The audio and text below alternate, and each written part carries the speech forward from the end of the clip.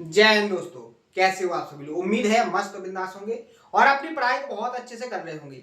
अपना ये जो नया चैनल है इस पर मैंने आपको जो सेशन स्टार्ट किया था वो ज्योमेट्री से स्टार्ट किया था।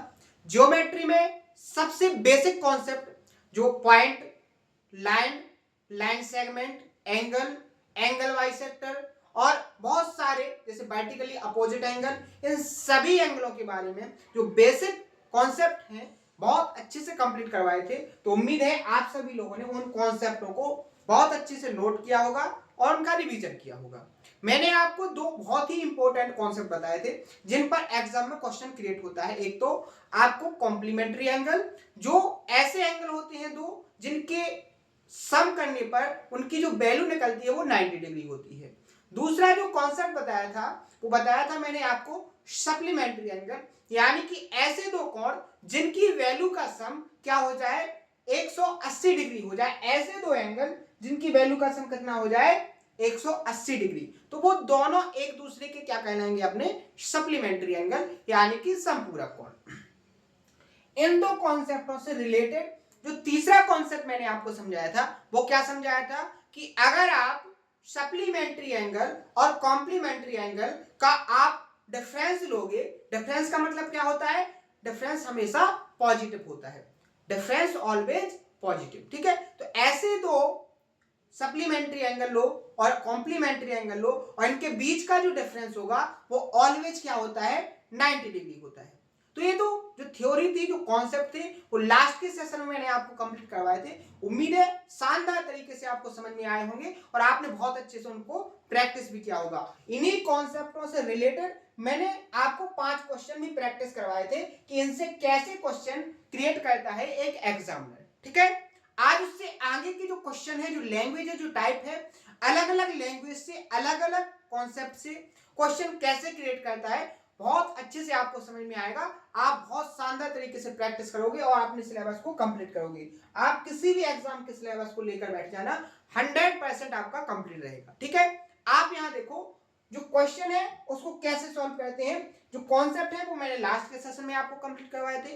अगर कोई नया हो तो उसको लास्ट का सेशन जरूर कंप्लीट करना पड़ेगा क्योंकि कॉन्सेप्ट आपके लास्ट के सेशन में है। आज अपन केवल क्या करेंगे, क्वेश्चनों की प्रैक्टिस। ठीक है, तो आइए स्टार्ट करते हैं।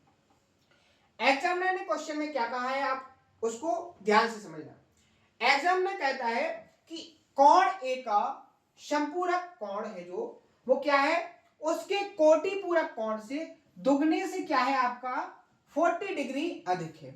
ठीक है, यानी आपके दो एंगल हैं, क्या है, दो एंगल हैं, दोनों एंगलों में क्या है कि जो कोटि पूरक कोण है कि दुगने से 40 डिग्री अधिक है। आपको निकालना क्या है, कोण ए का समपूरक और कोटि पूरक कोण का आपको योगफल निकालना है। आप सबसे पहले कोण ए की वैल्यू को फाइंड करो। तो जो आपको मैथ की भाषा में क्वेश्चन दिया गया है उसको क्या करो, सिंपल मैथ में कन्वर्ट करो। कैसे, उसने क्या कहा है कि कोण ए का समपूरक। अब कोण ए का समपूरक क्या होगा, 180 में से ए को माइनस करेंगे तो क्या हो जाएगा आपका 180 माइनस ए। आगे देखो उसके कोटि पूरक, किसके कोटि पूरक, ए के कोटि पूरक। अब ए का कोटि पूरक क्या होगा आपका 90 माइनस ए, क्योंकि कोटि पूरक की बात आएगी तो 90 से माइनस करेंगे और अगर संपूरक की बात आएगी तो 180 से माइनस करेंगे। अब यहां देखो अगर आप इन दोनों को इक्वल करना चाहते हो तो वो कहता है कि जो कोटि पूरक कोण से कैसा है 40 डिग्री अधिक, कौन ये 40 डिग्री अधिक है। तो आपको इसमें क्या करना पड़ेगा, पहले तो दोगुना करना पड़ेगा, दोगुने से क्या है 40 डिग्री अधिक है, तो इसमें आपको 40 जोड़ना पड़ेगा तभी तो इक्वल होगा। अब आप यहां देखिए, आप यहां सॉल्व करोगे तो 180 माइनस ए इक्वल टू ये क्या हो जाएगा 180 माइनस 2a प्लस 40। आप यहां देखो 180 से 180 कैंसिल, 2a इस तरफ आएगा तो प्लस का होगा और प्लस माइनस घट के क्या बचेगा आपका a, और a की वैल्यू यहां पर क्या आ जाएगी 40। यानी आपको एंगल a की वैल्यू फाइंड हुई है। अभी आपको निकालना क्या है, a का सप्लीमेंट्री क्या हो जाएगा, 180 से 40 को माइनस करोगे तो क्या मिलेगा आपको 140। अब आपको a का कॉम्प्लीमेंट्री निकालोगे तो 90 से 40 को माइनस करोगे क्या मिलेगा आपको 50। आपको इन दोनों का सम क्या हो जाएगा 190 डिग्री। ऑप्शन नंबर ए क्या हो जाएगा यहाँ पर करेक्ट आंसर। समझ में आया? तो इस तरीके से क्वेश्चन को सॉल्व करना है, ठीक है। अगर नहीं आया तो अगला क्वेश्चन देखो, इसमें आपको समझ में आएगा, ठीक है। देखो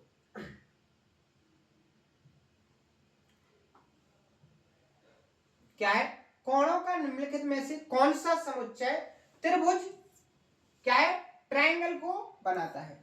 अब देखो अगर कोई ट्रायंगल है, अगर कोई ट्रायंगल है तो ट्रायंगल अपने आप में क्या प्रायोरिटी लेके चलता है, क्या प्रॉपर्टी लेके चलता है कि उनके तीनों इंटीरियर एंगल का जो सम होता है वो कितना होता है 180 डिग्री। यही प्रॉपर्टी उसके साथ चलती है कि नहीं।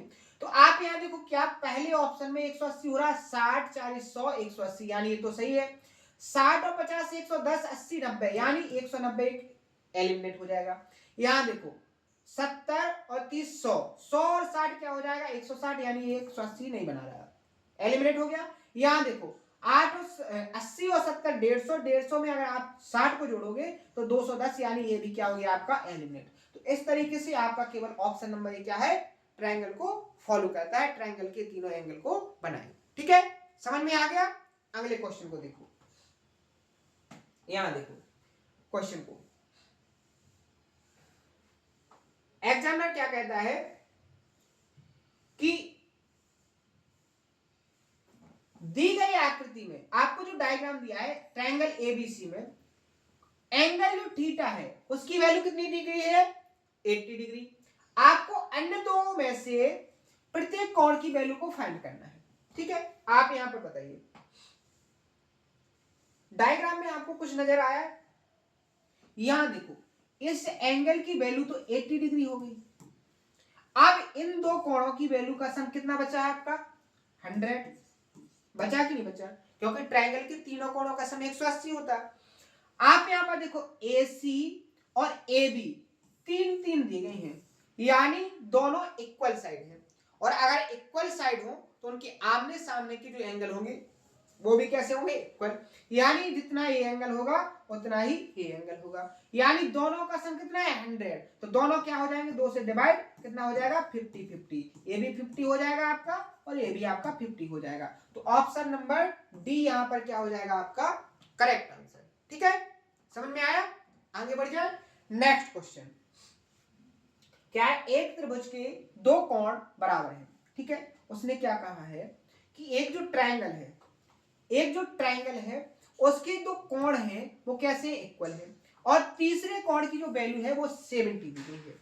आपको प्रत्येक अज्ञात कोण की वैल्यू को फाइंड करना है। आप एक बात बताइए, वही कांस्टेंट फिर से उसने क्रिएट किया है कि नहीं। जैसे एक डायग्राम बनाया मैंने ट्रायंगल का, ये हो गया आपका क्या ए बी और सी। इसमें उसने क्या कहा एक एंगल की वैल्यू 70 है, मान लीजिए 70 होगी, तो ये दो कोण जो होंगे वो आपके कितना होगा, इन दोनों कोणों के वैल्यू का सम 110 डिग्री होगा कि नहीं होगा। अब उसने क्या कहा दो कोण कैसे हैं इक्वल हैं, यानी ये दोनों कोण इक्वल हैं और दोनों का सम कितना है 110, इसको 2 से डिवाइड करोगे तो क्या आ जाएगा 55 डिग्री और 55 डिग्री, यानी ऑप्शन नंबर डी यहां पर क्या हो जाएगा आपका करेक्ट आंसर, ठीक है। समझ में आया? अगले क्वेश्चन को देखो,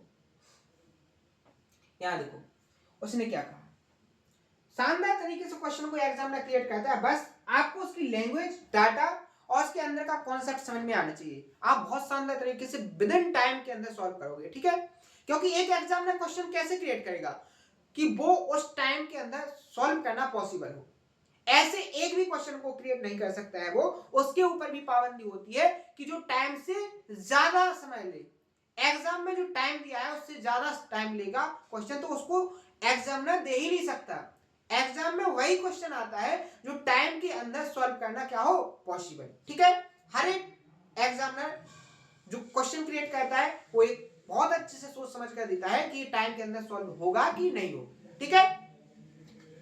आप यहां देखो क्या कहा है क्वेश्चन ने कि एक त्रिभुज है कि दो कोण हैं, जो कोण हैं उनका जो रेशियो दिया है वो 3:4:8 है। तीनों कोणों में से जो सबसे छोटा कोण है उसकी वैल्यू को आपको फाइंड करना है।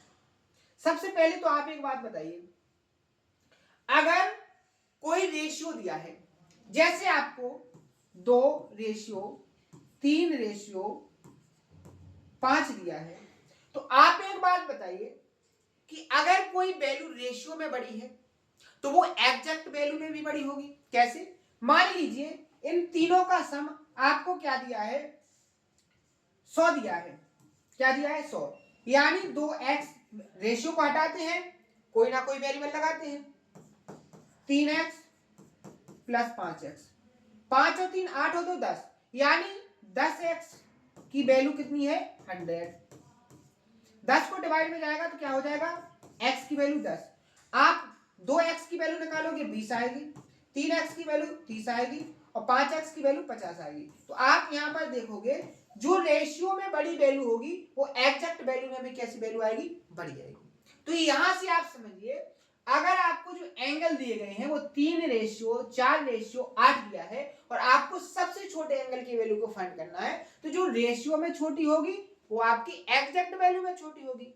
तो बेसिकली आपसे एग्जामिनर पूछना चाहता है 3 यूनिट की वैल्यू, सर्कल में बंद कर दिया, यूनिट हो गया, ठीक है, रेशियो हो गया।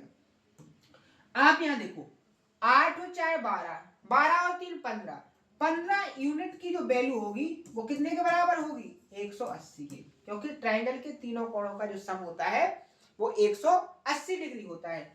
एक यूनिट की वैल्यू यहां से निकालोगे, क्या निकलेगी आपकी? 12। 180 को जब आप 15 से डिवाइड करोगे क्या आएगा? 12। आपको 3 यूनिट की वैल्यू फाइंड करना है तो दोनों तरफ 3 से इंटू करेंगे तो क्या हो जाएगा आपका? 36। और ऑप्शन नंबर डी यहां पर क्या हो जाएगा आपका? Correct answer. ठीक है, समझ में आया? एक क्वेश्चन और देखेंगे, उसके बाद अपन सेशन को फिनिश करेंगे। यहां पर देखो क्या कहा है एग्जामिनर ने कि एक त्रिभुज में सभी कोणों के मान कैसे हैं? पूर्णांक, यानी इंटीजर में है। जो एंगल्स है वो इंटीजर्स में है। तो आपको फाइंड करना है कि जो ऑप्शन आपको दिए गए हैं कौन सा रेशियो है जो आपका ट्रायंगल नहीं बनाएगा। कौन सा रेशियो है जो ट्रायंगल नहीं बनाएगा? आप कौन सा नहीं बनाएगा? जिन रेशियो को सम करने पर 180 को इंटीजर में डिवाइड नहीं करेगा वो आपका एंगल नहीं बनाएगा। बेसिक सी बात है। आप यहां पर देखो, पहले ऑप्शन को चेक करो, 3 और 2 5 और 6, 6 180 को इंटीजर में ही डिवाइड करेगा, यानी पहला तो ट्रायंगल बनाएगा। दूसरा चेक करो, 5 और 4 9, 9 और 3 12, 12 180 को इंटीजर में डिवाइड करेगा, बिल्कुल करेगा, ट्रायंगल आपका बन जाएगा। यहां देखो 7 और 6 13, 13 और 5 18, ये भी ट्रायंगल बनाएगा।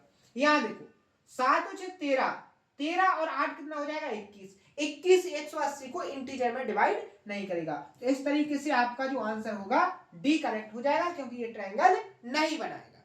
ठीक है, ध्यान देना है। ठीक है, ऑप्शन नंबर यहाँ पर डी करेक्ट हो जाएगा। ठीक है, तो इस तरीके से आपको क्वेश्चन को सॉल्व करना है। मैंने कॉन्सेप्ट जो आपको समझाए थे उन कॉन्सेप्टों पर क्वेश्चनों की प्रैक्टिस करवाई है। कल के सेशन में नए कॉन्सेप्टों को सीखेंगे, नए क्वेश्चनों की प्रैक्टिस करेंगे। और ये अपना नया चैनल है, अगर कॉन्सेप्ट और उन पर प्रैक्टिस आपको समझ में आ रही है, पसंद आए तो ज्यादा से ज्यादा इसको शेयर करें। और अगर आपकी कोई डाउट हो तो उसको कमेंट बॉक्स में जरूर बताएं। आज के लिए इतना ही, मिलते हैं नेक्स्ट सेशन में। थैंक यू, धन्यवाद।